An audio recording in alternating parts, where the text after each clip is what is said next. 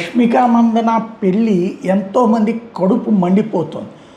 ఆ అమ్మాయి సుఖంగా ఉంటే తట్టుకోలేని దరిద్రులు కొంతమంది కలిసి ఆమె మీద చేస్తున్నటువంటి ట్రోలింగ్ మీదన ఆగ్రహం వ్యక్తం చేసింది. ఆమె పాత ఆడియోల్ని ఇప్పుడు సోషల్ మీడియాలో పెట్టి లేనిపోని వివాదం సృష్టించే ప్రయత్నం చేస్తున్నారు.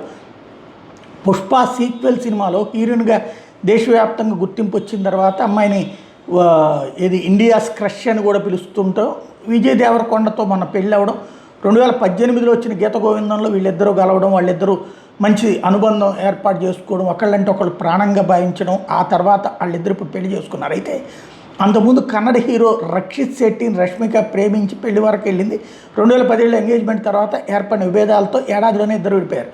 ఆ తర్వాత విజయ్తో గీత గోవిందం షూటింగ్లో పాల్గొంటున్న సమయంలో ఇద్దరి మధ్య ప్రేమ జగరించడం, వీళ్ళిద్దరూ పెళ్లి చేసుకున్నారు. అయితే 8 ఏళ్ల తర్వాత ఇద్దరు ఈ మధ్యనే పెళ్లి చేసుకున్నటువంటి సిచ్యువేషన్లో రాజస్థాన్ రాష్ట్ర ఉదయ్పూర్లో మంచిగా ఘనంగా పెళ్లి జరిగింది. అయితే వీళ్ళ పెళ్లి ఆనందాన్ని ఆవిరి చేయడానికి కొంతమంది దరిద్రులు సోషల్ మీడియా వేదికగా రష్మిక ఆమె తల్లి సుమన్ మందన్న మాట్లాడిన ఆడియో రికార్డును తాజాగా పోస్ట్ చేసి సునకానందం పొందుతున్నారు.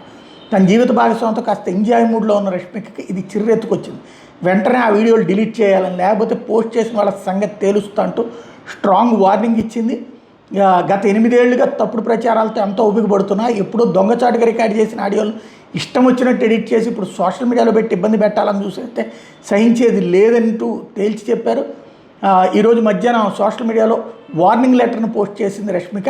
24 గంటల డెడ్ లైన్ పెట్టింది. రేపట్లోగా డిలీట్ చేయకపోతే కనుక సీరియస్ యాక్షన్ తీసుకుంటానని హెచ్చరించింది.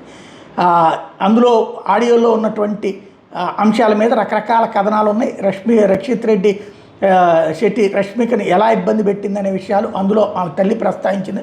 మొత్తంగా పెళ్లి కూతురు జోష్ని చెడగొట్టేటటువంటి ప్రయత్నం అయితే జరుగుతుంది.